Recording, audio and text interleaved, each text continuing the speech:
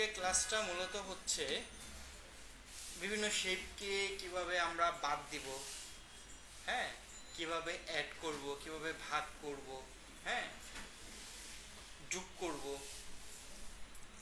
এই জিনিসগুলো নিয়ে আজকে ক্লাসটা আমাদের, শেপগুলোকে, ভেক্টর শেপগুলোকে, ঠিক আছে। তো প্রথমেই যদি আমি দেখাই আপনাদের, এই জায়গায় যদি আমরা আসি উইন্ডো থেকে এই জায়গায় একটা অপশন পাবেন আপনি, পাথ ফাইন্ডার। এই যে পাথ ফাইন্ডারে যদি আপনি আসেন এরকম একটা অপশন আসবে, পেয়েছেন সবাই? আচ্ছা, এই পাথ ফাইন্ডার থেকেও আমরা মানে যোগ করতে পারি, অ্যাড করতে পারি, ভাগ করতে পারি, অনেক কিছু করা যায়। মোটামুটি বেশ কয়েকটা অপশন আছে এই জায়গায়, তো ভালো কথা। তো এইখানে আমি দুইটা অবজেক্টকে সিলেক্ট করলাম। আচ্ছা, এখান থেকে আমি একটা কালার দিই, প্রথমে একটা কালার, দুইটা কালার। দেখেন উপরে একটা লেখা আছে পাথ ফাইন্ডার, ঠিক উপরে লেখা আছে শেপ মোড, আর একটা হচ্ছে পাথ ফাইন্ডার। শেপ মোডের মধ্যে 4টা আছে, পাথ ফাইন্ডারের মধ্যে 6টা আছে। তো ওই যে শেপ মোডের মধ্যে এইখানে আপনি এক এক রকম কাজ করবে। তো আপনি যদি এইটাতে আসেন প্রথমে, এইখানে যদি আমি দেই তাহলে এটা কি দিচ্ছে, মানে লেখাটা কি আসছে, আসছে হচ্ছে গিয়ে মাইনাস ফ্রন্ট। এই যে এইটা, এই দেখেন এখানে ইউনাইটের সাথে একটা আছে মাইনাস ফ্রন্ট। ওকে, মাইনাস ফ্রন্ট বলতে কি বুঝতেছেন? মাইনাস ফ্রন্ট বলতে কি বুঝেন? হ্যাঁ, মানে সামনে থেকে বাদ দেওয়া, এই তো মাইনাস ফ্রন্ট, তো তাই বোঝাচ্ছে। তো এখন কথা হচ্ছে আমি মাইনাস ফ্রন্টে যদি ক্লিক করি তাহলে সামনে থেকে বাদ হবে। দেখেন এই যে আমি দুইটা অবজেক্টকে সিলেক্ট করলাম, সামনে থেকে বাদ হবে কতটুকু, দেখেন এই যে সামনে কোনটা আমার, কালোটা না, নিচে কোনটা, লালটা। ঠিক কালোটা এইটার সাথে লালটার সাথে যতটুকু ওভারল্যাপ হয়েছে ঠিক অতটুকু সহ মাইনাস হয়ে যাবে, ঠিক আছে। তাহলে আমি যদি এই দুইটাকে সিলেক্ট করি, সিলেক্ট করে এখন যদি আমি এটাকে মাইনাস ফ্রন্ট দিই, আচ্ছা মাইনাস ফ্রন্ট দেওয়ার আগে আমি এখান থেকে এটাকে অল্টারনেটিভ এটা কপি করে রাখি। আমি যদি এটাকে মাইনাস ফ্রন্ট দিই, দেখছেন যতটুকু ওভারল্যাপ হয়েছে ঠিক অতটুকু মাইনাস হয়ে গেছে না? পারবেন না এটা করতে? সহজ।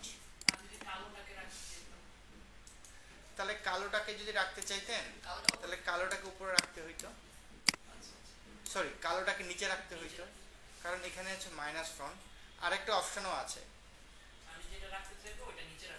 শুধু এই ক্ষেত্রেও না। এখন তাহলে আসেন আমি যদি যেহেতু কোশ্চেনটা করছেন দেখাই দিই, আরেকটা ওয়ে আছে।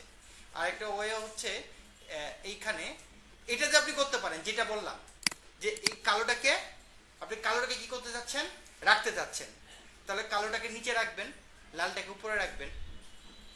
দেখাচ্ছি না, অ্যারেঞ্জ সেন্ড ব্যাক, এরকম চাচ্ছিলেন। ওকে, এছাড়াও আরেকটা অপশন আছে। এখন ধরেন আপনি কালোটাকে রাখতে চাচ্ছেন, এখন তো উপরে এইটা, তাই না, উপরে। তাহলে সেই ক্ষেত্রে এই জায়গায় দেখেন একটা অপশন আছে মাইনাস ব্যাক। মাইনাস ব্যাক বলতে কি বুঝতেছেন? পিছনেরটা বাদ যাবে। এই যে দেখেন এখন পিছনেরটা বাদ হয়ে গেছে। ক্লিয়ার? এইভাবেও করতে পারেন বা ওইটা দিয়েও করতে পারেন। মাইনাস ব্যাক দিয়েও করতে পারি, মাইনাস ফ্রন্ট দিয়ে করলে কি হবে, ওটা পিছনে দিতে হবে। কথায় কি উল্টায় পাল্টায়, কথা ক্লিয়ার? ওকে, তো এখন এইখান থেকে আপনি যখন এটাকে মাইনাস ফ্রন্ট করছেন না, হ্যাঁ, এটা কিন্তু একদম ফিক্সড হয়ে গেছে, দেখছেন ফিক্সড হয়েছে না? আপনার অনেক সময় কাজ করতে গিয়ে এরকম হইতে পারে যে ফিক্সড না, আমি এটাকে একটু কাস্টমাইজ করব। কাস্টমাইজ করার প্রয়োজন হইতে পারে না? কাস্টমাইজ করার যদি প্রয়োজন হয় সেই ক্ষেত্রে আপনি কি করবেন, এই জায়গায় মাউসটা রেখে আপনি অল্টার প্রেস করবেন। অল্টার প্রেস করে জাস্ট এই জায়গায় একটা ক্লিক করবেন, অল্টার চেপে মাইনাস ফ্রন্টে একটা ক্লিক করবেন। মাইনাস হইছে না? কিন্তু আপনি একটা জিনিস খেয়াল করে দেখছেন, আমার কিন্তু সিলেকশনের অপশনটা আছে। মাইনাস ঠিকই হয়েছে, আমি সিলেক্ট করলে কিন্তু আমার এই যে দেখেন বাড়তি যে সিলেকশন ছিল, ওই যেটা মাইনাস হয়ে গেছে সেই সিলেকশনটা আমাকে দেখাচ্ছে। যেহেতু আমাকে এটা দেখাচ্ছে, এখন আপনি একটা কাজ করতে পারেন, এখানে ডাবল ক্লিক করেন, ডাবল ক্লিক করলে আইসোলেশন মোডে চলে যাবেন। তারপরে এই যে দেখেন যেটা মাইনাস হয়ে গেছে বাট আমার সিলেকশন দেখাচ্ছে, এটাকে সিলেক্ট করে এইটাকে আপনি এখন উল্টা এই দেখেন, দেখছেন আমার কাস্টমাইজ হচ্ছে যে। এখন আপনি এখান থেকে বের হয়ে আসেন, দেখেন কাস্টমাইজ হয়ে গেছে। কাস্টমাইজ হওয়ার পর আপনি এটা দুইটাকে সিলেক্ট করেন, সিলেক্ট করে এখানে দেখেন একটা অপশন আছে এক্সপ্যান্ড। আপনি যখন এটাকে এক্সপ্যান্ড করে দিবেন আর এটাকে কাস্টমাইজ করা যাবে না, এই যে আমাদের ফিক্সড হয়ে যাবে। দেখেন এই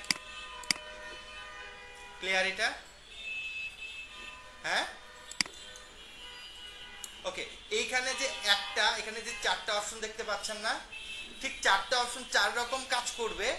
বাট আপনি যদি চারটার মধ্যে যদি অল্টার প্রেস করেন, যেটাই কাজ করেন না কেন অল্টার প্রেস করলে আপনি কি পাবেন, ওই যে মাইনাস হয়ে যাবে কিন্তু সিলেকশন অপশন পাবেন, যেটা দিয়ে আপনি কাস্টমাইজ করতে পারবেন। ক্লিয়ার? যেমন এইটা কি, এটা মাইনাস হয়েছে, এটা কি ইউনাইট, কি ইউনাইট মানে হচ্ছে এক করা, সবগুলো অবজেক্টকে এক করা। হ্যাঁ, আবার যদি আপনি অল্টার চেপে ক্লিক করেন এক হবে, কিন্তু আপনার সিলেকশন অপশন থেকে কাস্টমাইজ করার জন্য। এটাকে আমি এই জায়গায় রাখলাম, এটাকে এই জায়গায় রাখার পর এই জায়গায় দেখেন একটা অপশন আছে উপরে চারটাতে, কিন্তু আপনি অল্টার চেপে কাজ করবেন বাসায়, আমি একটা দেখাই দিছি না। হ্যাঁ, অল্টার চেপে করবেন, অল্টার ছাড়াও করবেন, দুইটা ওয়েতেই করবেন, করে করে দেখবেন কি হচ্ছে। ওকে, তো এইখান থেকে আপনি একটা কাজ করেন, ইউনাইট, ইউনাইটের মধ্যে ক্লিক করেন, দেখছেন সবগুলো একটা কালার হয়ে গেছে, মানে একটা শেপ। কয়টা শেপ ছিল এখানে আমার? চারটা। এই চারটা বোঝাই যাচ্ছে তাই না? এই চারটা শেপকে আমরা একটা শেপে কনভার্ট করে দিচ্ছি। এখন এটা গ্রিন কালার হয়েছে কেন? কারণ হচ্ছে সবার উপরে যে কালারটা থাকবে সেই কালারটাই এখানে অ্যাপ্লাই হয়ে যাবে। বাট চাইলে আপনি কালার চেঞ্জ করতে পারবেন, যে কোনো কালার দেওয়া যাবে, এটা দেওয়া যাবে না তেমন কিছু, কালার দেওয়া যাচ্ছে। ক্লিয়ার এটা?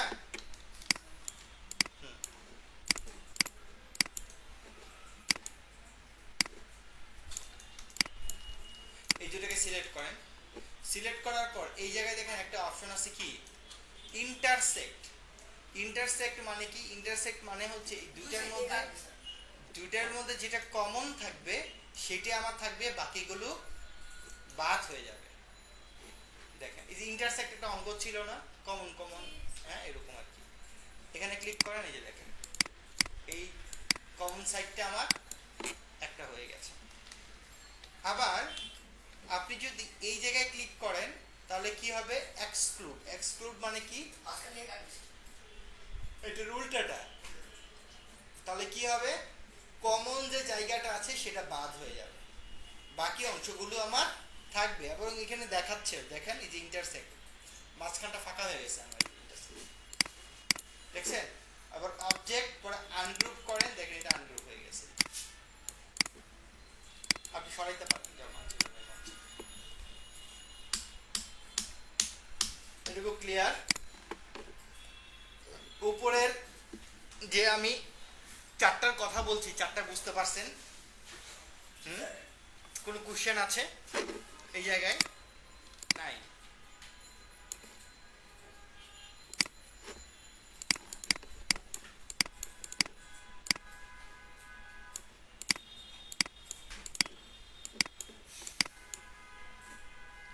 ওকে, এই যে দেখেন এই জায়গায় সবগুলোকে আমি যখন সিলেক্ট করব, ওকে, নিচের যে অপশনটা আছে এখানে বলা হচ্ছে, নিচে একদম নিচে দেখেন কয়েকটা আছে, এখানে এটাকে বলা হচ্ছে ডিভাইড, আর একটা হচ্ছে ট্রিম। ডিভাইড বুঝি তো?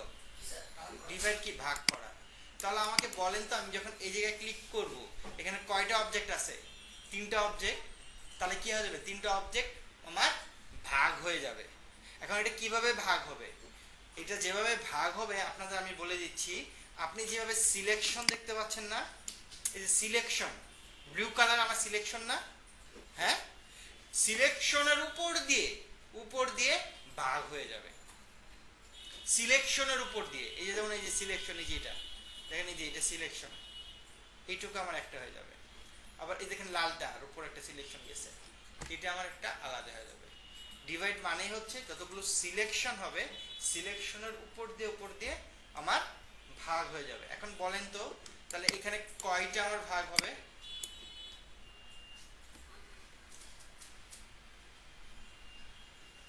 কয়টা ভাগ হবে বলেন, পিছনের জন বলেন। সিলেকশনের উপর দিয়ে হবে। আপনি বলেন।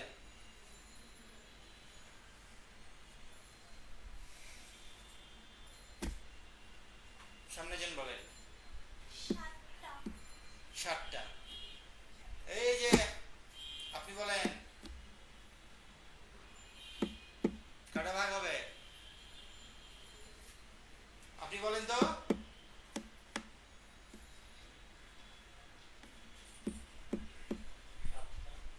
7টা। শিওর?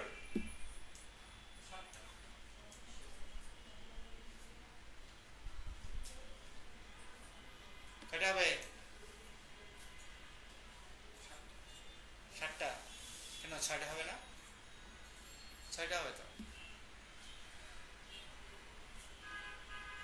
6টা হবে না? না, এখানে 7টাই হবে, কারণ আমার সিলেকশন 7টার উপর দিয়ে গেছে, তাই না? এরকম এই যে এইটা আবার মাঝখানে ভাগ হয়ে গেছে 7টা হবে, এই দুইটা আলাদা হয়ে যাবে, তাই না? দেখেন আমি এখানে ডিভাইড দিই। ডিভাইড দেওয়ার পর এখন অবজেক্ট, এটাকে আমি আনগ্রুপ করি। আনগ্রুপ করতে হবে কিন্তু, ডিভাইড করার পর আনগ্রুপ করতে হবে। ডিভাইড করার পর সেটা গ্রুপ অবস্থায় থাকে। যখন আপনি যখন এটাকে আনগ্রুপ করে ফেলবেন, ডিসিলেক্ট করবেন, তারপর আপনি একটা করে টান দেন, এই দেখেন 1 2 3 4 5 6 হয়েছে। হ্যাঁ, ক্লিয়ার? এটা পারবেন না? সহজ তো। হুম,